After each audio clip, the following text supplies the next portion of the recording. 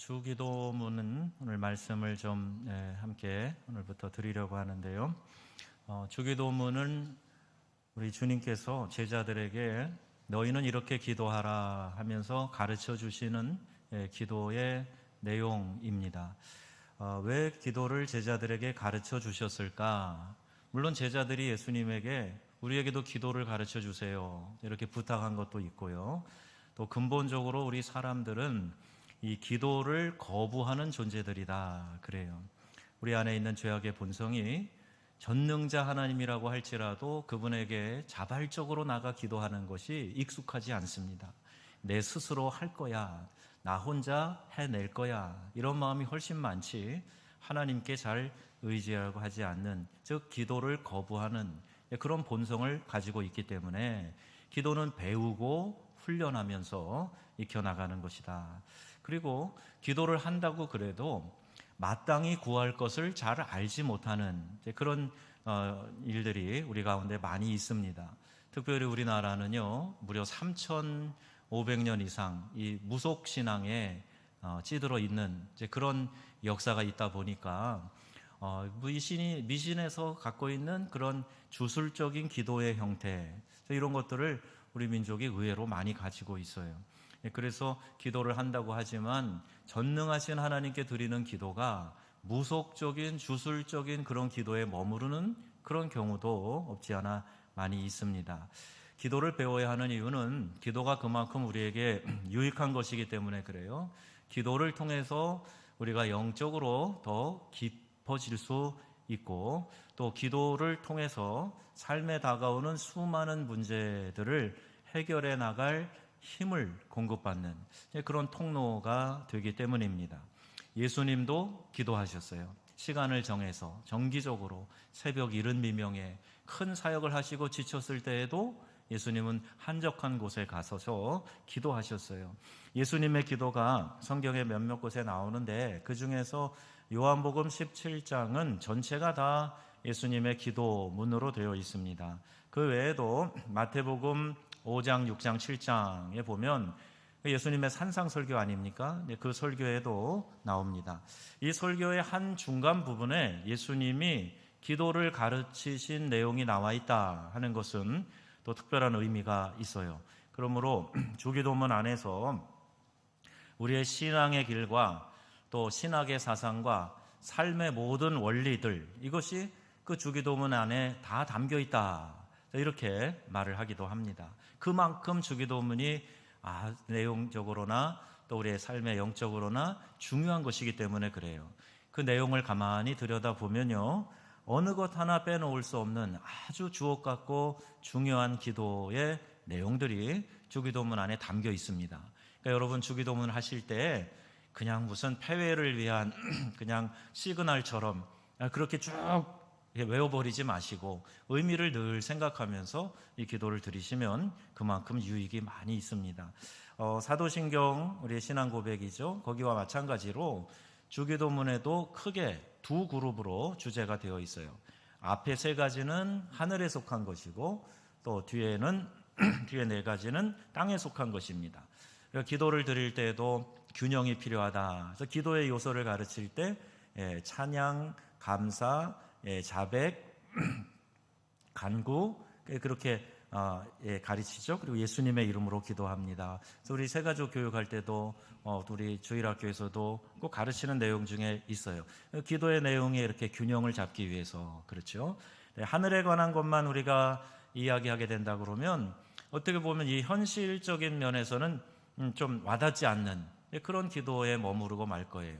반대로 땅의 문제만을 다룬다 그러면 이것이 너무나 현세적이고 또 거룩한 것, 신령한 것, 하늘의 것을 무시하는 그런 기도가 될 거예요. 그런데 주기도문에는 하늘의 것과 이 땅의 것들을 다 조화롭게 기도하는 그런 내용이 담겨져 있는 겁니다. 우리가 기도한다고 할 때 기도의 대상의 문제를 먼저 살펴봐야 됩니다. 누구에게 기도하느냐, 이게 중요해요. 이 기도의 대상이 모호하잖아요. 그러면 이게 바로 무속적인 기도, 주술적인 기도에 머무를 수밖에 없고, 그런 기도는 반드시 중언부언하게 되어 있어요. 왜? 기도의 대상이 명확하지 않으니까 계속 한 얘기 또 하고 한 얘기 또 하고, 확신이 들어오지 않으니까 더 자극적으로 더 내가 개인적인 인간적인 열심을 집어넣어서 그렇게 기도하려고 하는 거예요. 잘못된 기도는 잘못된 신앙으로 그렇게 나아갑니다. 기도는 분명한 기도의 대상을 아는 것에서부터 시작이 되는 거예요. 그래서 주기도문은 기도의 대상을 알려주는 것으로부터 시작이 됩니다. 오늘 마태복음에도 보니까 뭐라고 되어 있어요? 하늘에 계신 우리 아버지여, 이렇게 되어 있어요. 누가복음 11장에도 이 주기도문이 나오는데 거기에도 동일하게 아버지여 이름이 거룩히 여김을 받으시오며, 그러니까 우리가 기도를 할 때 기도를 바치는 대상, 우리의 기도를 들어주시는 분, 그분이 바로 하늘에 계신 우리 아버지시다, 이렇게 말씀하고 있는 거죠. 기도는 그래서 아무나 하는 것이 아니에요. 기도는 하나님을 아버지라고 부를 수 있는 사람이 기도할 자격이 있는 겁니다. 자, 여러분 어떠세요? 여러분은 하나님을 아버지라고 부르십니까? 하나님 아저씨는 안 계세요? 네, 하나님 아버지 하는 사람이 하나님께 기도드릴 수 있는 거예요. 로마서 8장 15절에 이 관계를 명확하게 말씀하고 있습니다. 한번 읽어보겠습니다.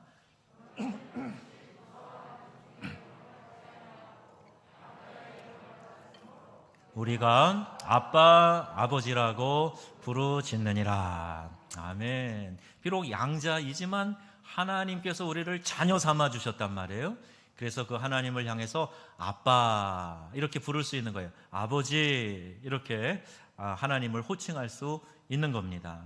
아빠, 아버지라고 부르는 것은 우리의 신앙을 가름하는 아주 중요한 문제입니다. 하나님을 향해서 아버지라고 이렇게 기꺼이 친밀하게 부를 수 없다면 우리는 종교인의 자리에 머물러 있을 겁니다.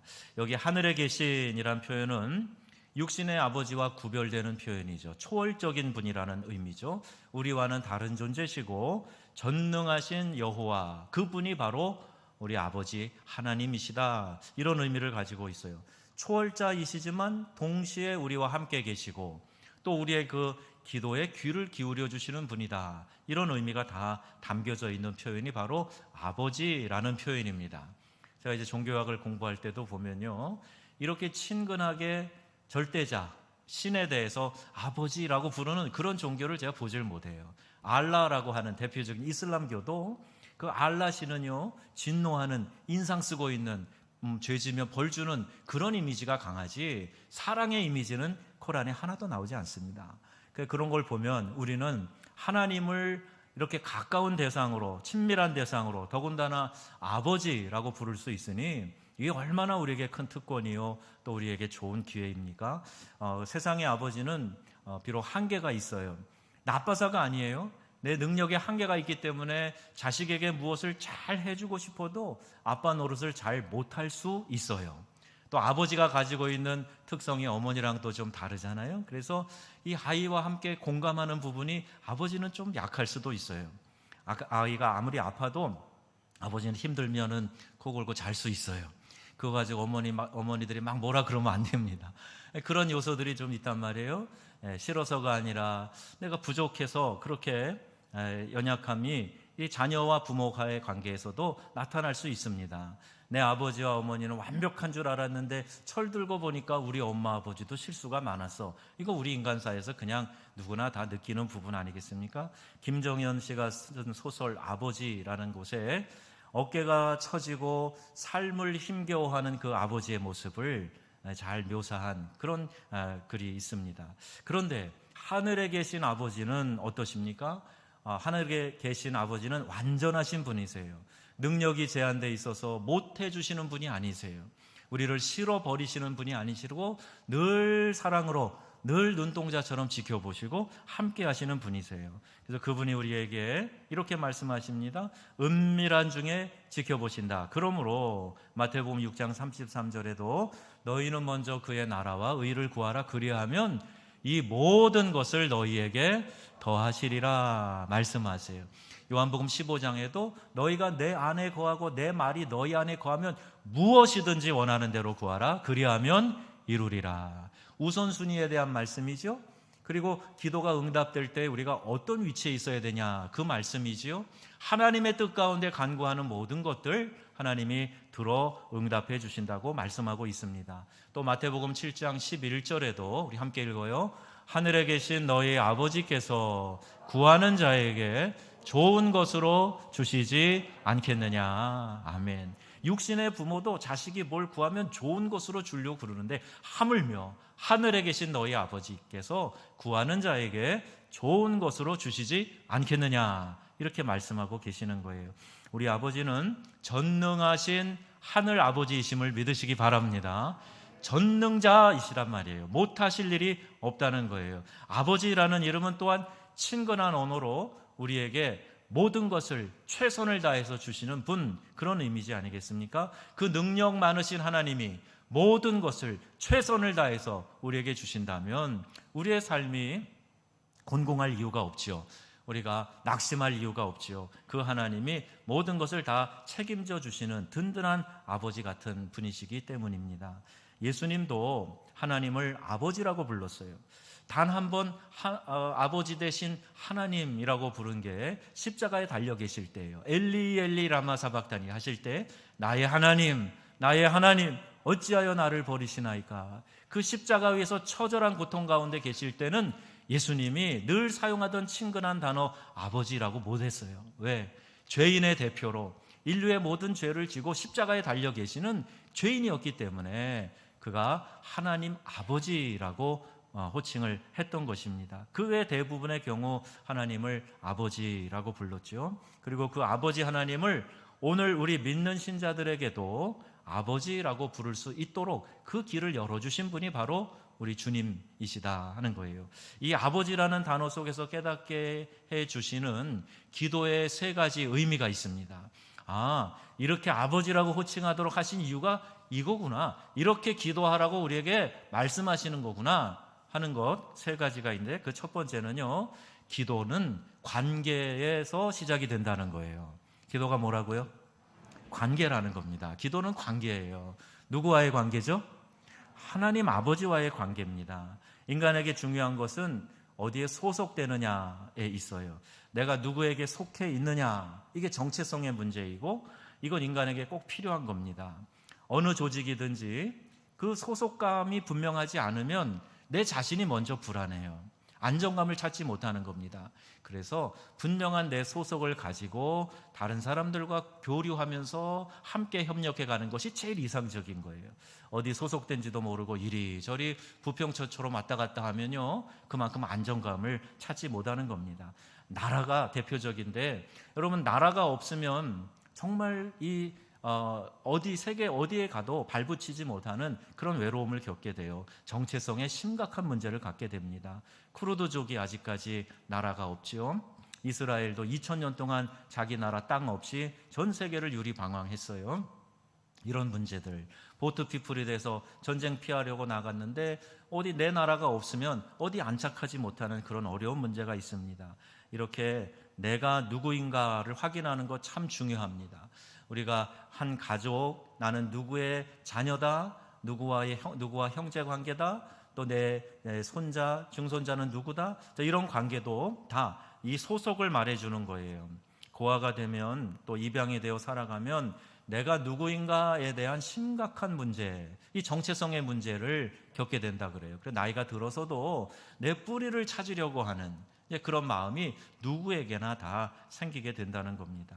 우리가 하나님을 아버지라고 부르는 순간에 내가 누구인가라고 하는 우리의 신앙의 근거를 확인하게 되는 거예요. 그러므로 이 주기도문도 일종의 신앙 고백과 같은 겁니다. 하늘에 계신 우리 아버지여 라고 부르는 이 호칭 안에서 나는 하나님을 믿는 하나님의 자녀입니다 라는 고백이 그 안에 들어있기 때문이에요. 하늘에 계신 우리 아버지여, 이 말의 뜻은, 그래서 나는 당신으로부터 난 사람입니다, 나는 아버지께 소속되어 있는 자녀입니다, 이런 존재의 의미가 담겨져 있습니다. 나의 존재가 당신으로부터 왔습니다, 그런 의미예요. 그래서 이방인들의 기도는 중언부언하는 기도가 되는 이유가 뭐냐? 내가 기도를 드리는 그 대상이 명확하지 않기 때문에 그래요. 끊임없이 자기 열심을 가지고 무엇인가 얻어내려고 구한다는 거예요. 관계가 없으니까 내가 할 수 있는 대로 열심을 가지고 그 신을 달래고 감동시켜서 무엇인가 얻어내려고 하는 거, 이게 이방 종교의 특징입니다. 그래서 이방 종교 의식은 어떤가? 매우 요란해요. 큰 소리로 뭐 두들겨 가면서 뭐 이렇게 시끄럽고 요란하고 그래요. 또 복잡하고요. 또 길게 그냥 며칠 몇 날을 하면서 그 신을 달래고 감동시켜야 되니까 그런 식의 제의가 많습니다. 왜? 기도를 받으시는 대상이 모호하기 때문에 그러는 거예요. 여러분, 한번 나랑 관계가 별로 없는 사람에게 가서 급하니까 돈을 좀 빌려달라, 뭐 이걸 좀 중요한 물건을 빌려달라, 그래 보세요. 관계가 평소에 깊지 않은 사람에게 뭘 빌리는 게 그게 어디 쉬운 일입니까? 말 하나 꺼내기도 쉽지 않겠죠. 그런데요, 관계가 깊으면요, 서로 이해하는 관계가 되면, 신뢰하는 관계가 되면 훨씬 더 주고받는 도움이 쉬워집니다. 자녀는 부모에게 언제나 당당하죠. 맡겨놓은 것이 있는 것처럼 그렇게 자녀들은 부모에게 내놔식이에요. 그럼 부모님들이 가끔 어이가 없어서 하는 얘기 있잖아요. 야, 너 나한테 뭐 맡겨놨냐? 이렇게 반문하듯이. 그러나 해줄 수 있으면 부모는 해주고 싶은 마음이 있어요. 이런 자신감이 어디서 온 건가? 이유는 하나뿐이에요. 부모 자식 관계이기 때문에 그래요. 내가 자녀 되었기 때문에 부모님에게 이거 필요한 거 주세요 라고 당당히 이야기를 하는 겁니다. 내가 아들이고 내가 딸이니까. 여러분, 이거 이제 자녀의 특권이죠. 이런 뻔뻔함, 그런데 분명히 자녀로서 누리는 특권 안에 담겨져 있는 거예요. 내가 별로 부모님에게 잘 해드리는 것도 없는데 한 푼 보태준 것이 없어도 그렇게 끊임없이 부모에게 의지하고 또 구할 수 있는 것은, 이 담대함이 어디서 오는가? 관계에서 오는 겁니다. 누가복음 15장에 보세요. 거기 보면 집 나간 탕자가 있어요. 아버지의 재산을 받아가지고 나가서 허랑방탕하고 다 써버리고 거지꼴이 됩니다. 자격미달이에요. 부끄럽고 가문의 수치로 여겨야 마땅할 사람입니다. 그러나 돌아온 그 아들을 아버지가 어떻게 했어요? 기쁨으로 맞이해 주죠. 그리고 그 아들의 신분을 회복시켜 줍니다. 아버지의 아들이라 불리는 것을 제가 감당치 못하겠습니다. 그냥 품꾼의 하나로 써주세요. 그렇게라도 먹고 살아야 되겠습니다. 아들은 그 마음을 가지고 아버지에게 왔는데 아버지는요, 아니다. 너는 내 아들이야. 잃었다가 다시 찾은 내 아들이다. 그리고 그 아들을 다시 맞아주시는 그 아버지의 마음이 곧 우리 하나님 아버지의 마음이라고 그렇게 말씀하고 있는 거예요. 자녀의 신분은 아버지가 결정해 주는 거죠. 아버지의 아들이라는 것은 아버지가 가진 권세를 함께 누린다라는 의미를 가지고 있습니다. 신앙의 핵심 중에 핵심이 무엇인가? 내가 아버지와 인격적인 관계로 맺어져 있다 하는 사실을 깨닫는 거예요. 이게 신앙의 아주 중요한 요소입니다. 여러분, 하나님 아버지와 내가 이렇게 인격적인 끈끈한 관계로 맺어져 있다라는 사실을 깨닫는 순간 우리는 담대할 수가 있어요. 내 능력을 의지하는 것이 아니라 그 아버지 되신 하나님을 의지하기 때문에 그 어떤 상황에서도 두려워하거나 외로워하지 않을 수 있다는 말입니다. 여러분, 하나님과의 관계가 기도 안에서 돈독해지고 그것을 깨달아 가시는 우리 성도님들이 되시기를 주님의 이름으로 축원합니다. 아버지와 자녀의 관계가 애매합니까? 모호합니까? 아니에요. 우리 이제 또 손주를 보신 집사님 계신데, 아기가 태어나면요, 태어나서 사진만 하나 올라와도 아이고 지 할아버지랑 똑같이 생겼네, 지 아버지랑 똑같이 생겼네, 그냥 유전적으로 닮아가지고 누가 봐도 알 수가 있는 거예요. 그죠? 모호한 것 없습니다. 부모 자식 관계가 그런 거예요. 막연하지 않습니다. 눈 뜨고 마주치는 실체가 부모님인데 막연하고 모호한 게 어디 있어요? 늘 보면서 대하면서 관계를 갖게 되는 거죠. 갈멜산에서 엘리야와 대결한 바알과 아세라 선지자를 보세요. 아까 말씀드린 이 이방 종교의 전형적인 특징이 여기에 다 나와 있어요. 바알과 아세라 선지자 850과 엘리야 한 명의 싸움이에요. 그들이 먼저 자기들의 신 바알에게 호소합니다. 막 춤을 추면서 열정적으로 막 하는 거예요. 긴 시간 동안 합니다. 나중에 듣지 않으니까 자기 몸을 자해하면서 피를 흘려가면서 난리를 치면서 난리 굿을 해요. 그런데 응답이 없습니다. 엘리야가 조롱합니다. 야, 너희 신이 어디 놀러 갔는가? 잠자고 있는가 모르니까 더 크게 해봐라, 더 크게. 그러는데 아무 응답이 없어요. 근데 엘리야의 기도는요, 짧습니다. 아주 선명해요.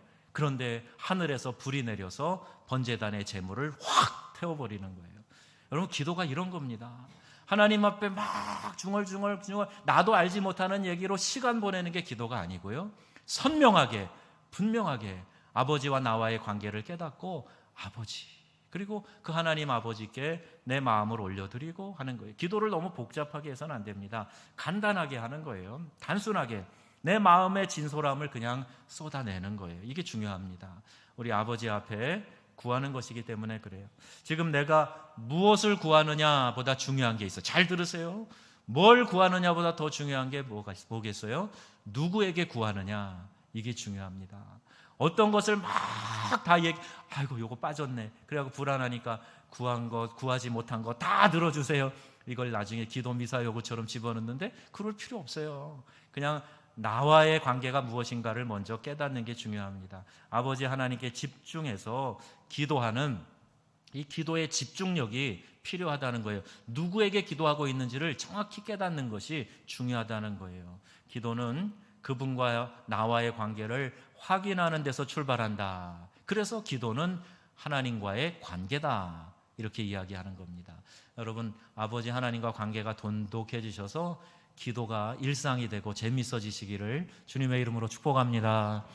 두 번째, 아버지여라는 부름에 또한 친밀감이 있어요. 신앙의 최대의 축복은 아버지 하나님과 나와의 친밀감이다 그랬죠. 친밀함이 깊어질 때 무엇이 오는가? 신뢰가 오는 거예요. 친해지고 그 친밀감이 깊어지면 이제 그를 잘 신뢰하게 되는 거죠. 믿음의 사람들은 하나님과의 친밀함, 이 관계를 잘 유지하는 사람이 믿음의 사람이에요. 언제는 좀 친한 것 같은데 언제는 저기가 있어요. 하나님과의 거리두기를 얼마나 했는지요. 보일랑말랑하게 있어요. 그거 친밀함을 유지하는 게 아니에요. 하나님이 낯선 분이세요? 하나님이 어색한 신이십니까? 자주 대하기에는 좀 거북하십니까? 조금 잘못하면 심판하실 것 같은 그런 하나님으로 느껴지세요? 내가 필요하거나 위급한 일이 있을 때 문제를 해결하기 위해서 할 수 없이 만나는 분이라고, 여러분 혹시 마음에, 말은 그렇게 안 해도 그런 마음을 혹시 가지고 계세요? 가급적이면 만나고 싶지 않은 그런 신으로 하나님을 대하고 있는 분은 혹시 없습니까? 여러분, 우리 주님은 아버지라고 말씀하고 계세요. 창조주 하나님이 내 아버지이시다. 여러분 믿으시기를 바라요. 여러분 입술로 고백해 보세요. 창조주 하나님이 내 아버지시다. 예, 아멘이시죠? 아멘. 그 고백입니다. 그 관계를 잘 깨닫고 기도하는 거예요. 친밀감. 부모와 자녀와의 관계는 법적인 관계로만 맺어진 게 아니죠. 친밀함이 거기에 있어요. 그래서 어느 심리학자가 말합니다. 오늘 우리 자녀들에게 일어나는 대부분의 문제는 부모와 자녀와의 친밀함을 잃어버린 결과다. 그래요. 친밀하지 않으니까 평소에 자식들에게 아버지, 엄마의 마음이 잘 전달이 안 되는 거예요. 옛날 우리 가족제도, 대가족제도 복잡하긴 했어도 거기에서는 에헴 하는 어른이 계셨어요. 어른이 계시는데 함부로 목소리 높이고 형제들끼리 싸우지 못합니다. 그리고 이모, 삼촌들도 말의 권위가 있었어요. 지금은 이 권위 공간이 없어지니까 다 자기 잘난 맛에 살고 자기가 주인 되고 왕 되는 그런 삶을 사니까 가족 문제가 생기면 해결할 길이 없어요. 여러분, 서로 안고 비비고 이런 시절에 이렇게 서로의 친밀감이 있을 때 말의 권위가 있었단 말입니다. 오늘날은요, 이 관계를 통한 접촉이 많이 사라져가고 있다는 거예요. 아예 거리를 두면서 일정 거리 안으로 못 들어오도록 만드는 그런 이상한 문화들도 많이 생겨요. 목회를 제가 이제 30년 하다 보니까 세월이 지나면서 너무너무 달라지는 거예요. 목회자가 다가설 수 있는 거리가요, 옛날같이 친밀하지가 않아요. 어느 정도 거리를 늘 두려고 그래요. 이게 참 목회 영역에서뿐만 아니라 우리 일상에서도 그런 일들이 참 많습니다. 근데 여러분, 하나님과 그렇게 거리 두시면 안 돼요. 하나님이라고 할지라도 이 정도 안으로 들어오시면 안 됩니다. 여기는 내 프라이버시가 있으니까요, 여기까지만, 내가 찾을 때까지는 좀 가만히 그냥 지켜만 봐주세요, 이러시면 안 됩니다. 하나님은 늘 우리와 함께 하시고 친밀하게 우리에게 다가오셔서 우리와 교통하기를 원하시는 하나님이시기 때문에 법적인 관계에서 부모 자식 됐으니 나 이제 천국 백성 됐으니 이제는 관계는요 잘 모르겠어요. 내 편한 대로 살게요. 이러시면 안 됩니다. 우리 하나님과 깊고 친밀한 관계를 유지하는 삶을 사시기를 주님의 이름으로 축원합니다. 자녀가 용돈 필요할 때만 부모 찾는다 그러면 부모 마음이 씁쓸할 거예요. 어린 자녀라고 할지라도 아빠가 집에 올 때 애들 좋아하는 거 뭐 과자 사들고 오고 뭐 통닭 피자 가지고 이렇게 들어오고 그러면요 아이들이 이제 몇 번 하다 보니까 아빠 하고 아빠를 반기는 게 아니라 아빠가 들고 온 이 봉투, 아빠가 사들고 온 선물 그것만 쳐다보고 있다 그러면 아버지 마음이 어떻겠어요? 씁쓸하겠지요. 하나님 앞에 우리가 기도한다는 게 이런 겁니다. 하나님 이것 주세요, 이것 주세요. 구하는 것에만 관심이 있으면 하나님 기뻐하시지 않아요. 하나님 자신을 기뻐하고 하나님과 가까이 하는 것에 마음을 두시고 그래서 하나님과의 친밀함을 누리는 그런 성도님들이 다 되시기를 바라요. 아버지여 라고 부르는 이 주기도문의 시작은 우리에게 이것을 가르쳐주고 있는 겁니다. 관계는요 시간을 통해서 더 깊어지기도 해요. 처음엔 잘 모르다가 그 사람에 대해서 더 잘 알아가면 알아갈수록 물론 알아갈수록 좋은 점만 보이는 건 아니죠. 그러나 더 깊이 알아가면 알아갈수록 그 사람의 단점까지도 끌어안을 수 있고 이해가 된단 말이에요. 그러니까 관계가 더 깊어질 수 있어요. 영이신 하나님과 시간 안에 같이 머물러 있을 때 그 안에 그 흘러 넘치는 부요함이 있는데 이것을 하나님과의 교제를 깊이 하고 길게 할수록 더 깊게 느끼게 되고 깨달아지게 된다는 거예요. 바울이 쉬지 말고 기도하라 라고 했을 때에는 이 친밀함을 전제로 하는 겁니다. 여러분 불편한 사람과 1시간만 같이 있어도 막 몸이 뻣뻣해져요. 어디 그분하고 같이 3박 4일 여행 가라 그러면 힘들 거예요. 그런데 친한 사람하고는요 3박 4일이 아니라 막 일주일도 열흘도 같이 다니면서 한 얘기 또 하고 한 얘기 또 하고 만나면 식사하면서 얘기 다 했는데 아쉬워가지고 또 차 마시러 가자 그러고 또 차 마시면서 얘기하고 일주일에 한 번 만났는데 또 얼마 되지도 않았는데 또 보자 그러고 친밀하면 그렇게 되는 거예요. 여러분 주님과 친밀한 관계를 유지하셔서 기도하는 일이 노동이 되는 것이 아니라 어색하고 불편하고 의무적으로 하는 것이 아니라 자연스럽게 하나님께 나아가는 이 일을 우리에게 주님이 원하고 계신다는 거죠. 창세기에 인간이 죄를 짓고 받은 형벌 중에 가장 큰 형벌이 뭐냐? 하나님과 관계가 단절된 거예요. 이 친밀함이 깨진 겁니다. 내가 선악을 알게 하는 나무의 실과를 먹는 날에는 정령 죽으리라. 그런데 우리가 생각하는 그 죽음, 숨이 넘어가는 죽음, 그게 아니잖아요. 하나님과 관계가 끊어진 거예요. 옛날에는 동산에서 하나님과 함께 거닐면서 이야기를 했는데 이제는 그렇게 자연스럽게 나가지 못, 동산에서 쫓겨나게 되고 하나님께 나가기 직접 나갈 수 없는 그런 관계 단절이 우리가 받은 큰 형벌이 되는 겁니다. 그래서 예수님께서 이 땅에 오신 거고 그 깨어진 관계를 회복시켜 주시고 중보자가 되어 주신 거예요. 신앙의 가장 큰 축복이 뭐냐? 하나님 아버지와의 그 깊은 관계 안으로 다시 들어가는 거예요. 예수님께서 회복해 주신 그 관계를 우리가 활용해서 하나님 아버지 앞으로 예수 그리스도의 이름을 힘입어서 더 나아가고 더 깊은 관계를 맺도록 우리에게 은혜를 주신 겁니다. 이 친밀함을 느끼는 데 있어서 우리 하나님을 향해 아버지라고 부르는 것이 얼마나 큰 역할을 하는지 몰라요. 여러분이 한번 기도할 때 아버지 해보세요. 그러면 어떤 느낌이 옵니까? 어떤 친밀함이 느껴지십니까? 내 영혼의 깊은 곳에서부터 하나님을 향해서 아버지라고 부를 수 있다면 그 친밀함 속에서 우리가 관계를 계속적으로 누리고 그 아버지와 관계가 계속 깊어진다면 하나님의 부요하심을 우리의 삶 속에 경험할 수 있게 되는 줄로 믿습니다. 그래서 기도가 그 힘이 되는 거예요. 자, 여러분 이 관계 한번 생각해 보시면 좋겠어요. 그리고 또 한 가지는요, 우리 기도에 대해 이 아버지라는 호칭 속에서 깨닫게 하시는 것이 무엇인가 하면 아버지를 향한 전적인 의존의 필요성을 깨닫게 합니다. 신뢰는요, 절대 의존을 가져와요. 내가 그 사람 철석같이 믿으니까 절대 의지하는 거예요. 어린아이들의 특징은 그 아버지, 어머니, 특히 이 아버지는요, 아이들에게 있어 특히 아들 녀석들은 아버지가 영웅이에요. 슈퍼맨이에요. 우리 아버지 뭐 별자랑 아들끼리 자랑을 많이 합니다. 밥 많이 먹는 것도 자랑하더라고요. 우리 아버지 힘세다 이런 자랑도 많이 해요. 아이들에게 있어서 아빠가 영웅이 돼요. 속도 모르는 아이 같이 걸어가다가 차가 멋있는 차가 뭉 하고 지나가잖아요. 그럼 아빠도 저 차 사 그래요. 그럼 야 이놈아 나도 사고 싶다. 속으로 이제 그런 마음이 들죠. 아들은 아빠가 뭐든지 다 할 수 있다고 생각을 하는 거예요. 아들이 갖는 안정감이 뭔가 아빠가 지금 나와 함께 있다는 거예요. 아빠가 지금 내 손 붙잡아주고 있고 그 아빠가 나를 인정해주고 있고 그러면 아들은요 많은 신뢰감과 안정감을 갖게 됩니다. 아버지가 무엇을 가져서가 아니라 그 존재에 의해서 아들은 신뢰감을 갖게 되는 거예요. 어린 자녀가 아버지 아들로 있는 동안에 어떤 것에 대해서 염려할 필요가 있습니까? 염려할 일이 있다 그러면 그거는 부모의 몫이지 자녀의 몫이 아니에요. 아침에 일어나서 집안 경제를 걱정하고 미래를 걱정하고 뭐 먹고 뭐 쓸까 그거 걱정할 자녀의 일이 아닙니다. 부모가 할 일이죠. 그래서 마태복음에 뭐라고 말씀하냐면 이러한 삶에 대한 염려는 이방인들이나 하는 것이다. 너희 하늘 아버지께서는 너희에게 필요한 것이 무엇인지 다 알고 계신다. 즉 자녀된 너희들 걱정하지 말아라. 그리고 두 가지 예를 들어요. 공중에 나는 새를 봐라. 들에 피고 지는 들풀을 봐라. 그것들도 하나님께서 입히시고 먹이시는데 하물며 너희일까 보냐. 이렇게 말씀하시는 거예요. 너희 하늘아버지께서 이 모든 것이 너희에게 있어야 할 줄을 아시느니라 말씀하세요.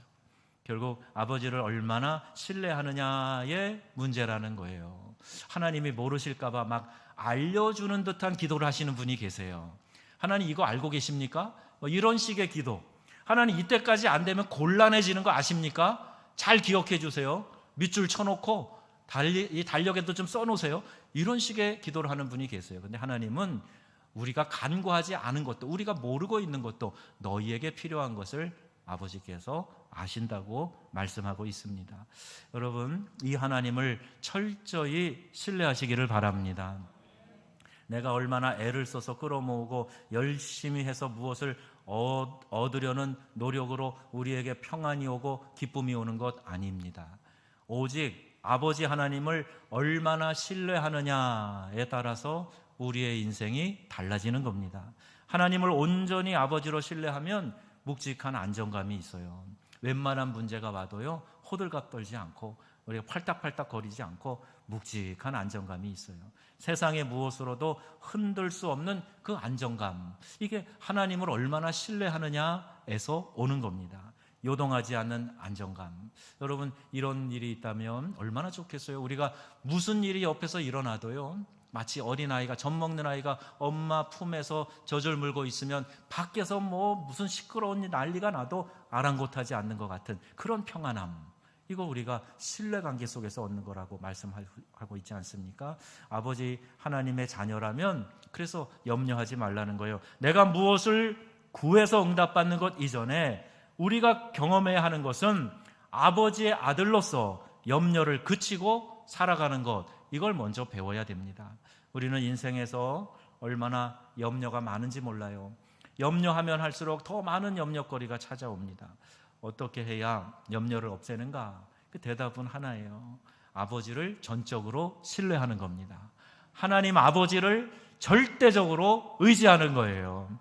그러므로 기도의 최후의 축복이 뭐냐? 그분을 절대적으로 전적으로 신뢰하면서 염려로부터 벗어나는 거, 이게 기도를 통해서 얻는 놀라운 축복인 것이죠. 이것이 진짜 축복입니다. 아들은 아버지가 자기를 버릴 거라고는 꿈에도 생각하지 않는 것처럼 아버지가 자녀에게 시선을 절대 떼지 않는 거, 믿는 거, 이게 중요해요. 바닷가 백사장에서 많은 아이들이 나와 놀아도 엄마는요 항상 자기 아들을 주목하고 있어요. 시선을 놓치지 않습니다. 그런 실수로 내가 잠깐 아이를 내 시선에서 놓칠 수 있을지는 몰라요. 그러나 하나님은요 불꽃 같은 눈으로 우리를 살피세요. 졸지도 않으시고 주무시지도 않으신다. 이 표현은 날마다 끊임없이 밤이나 낮이나 시선을 떼지 않고 사랑하는 그 구원받은 자녀들을 지켜보고 계시다 말씀하고 있는 겁니다. 여러분 기도가 무엇인가? 오늘 그 첫 시간에 아버지여, 하늘에 계신 우리 아버지여, 이것을 통해서 하나님께 시선을 맞추는 것, 또 그 하나님을 의지하고 하나님께 나아가는 것이라고 가르쳐주고 있어요. 오늘 예수님이 가르치는 이 기도가 하나님을 향해 아버지여라고 시작하는 것, 깊은 의미를 가지고 있습니다. 기도를 통해서 내가 하나님을 아버지라고만 부를 수 있다면 그분을 향해 이 친밀함을 가지고 아버지로 부르면서 절대적으로 신뢰를 할 수 있게 됩니다. 아버지여라고 부르고 그 다음에 어떤 내용을 갖다 붙이지 않아도 여러분 응답된 것과 같아요. 내가 친밀하게 아버지여라고 부르고 그분을 주목할 수 있다면 그 다음에 이것저것 다 쏟아붓지 않아도 너희의 필요한 것, 너희의 구할 것, 있어야 할 것 내가 안다고 하나님이 말씀하고 계시지 않습니까? 아버지여라고 부른 다음에 여러분이 들을 수 있는 응답이 있어요. 그래 내 아들아, 그래 내 딸아, 이렇게 우리 하나님에게 듣는 응답을 말합니다. 이 기도는 주술적인 기도가 아니죠. 애매모호한 이방인의 기도, 중언부언하는 기도가 아니지요. 아버지의 자녀로서 더 설명할 필요가 없는 그 하나님의 부요하심과 충만함을 경험하게 하는 위대한 기도의 출발이 어디 있느냐? 아버지여 라고 부르는 이 호칭에 있다는 거예요. 자, 이것이 주님을 향한 여러분의 고백으로 진심으로 우러나게 될 때 주께서 우리의 삶의 모든 것을 들으시고 응답해 주시는 역사가 반드시 나타나게 될 것입니다.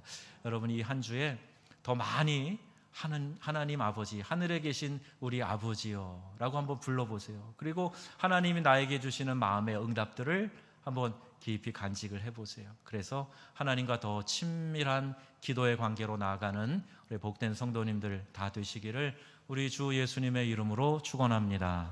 아멘. 기도하겠습니다.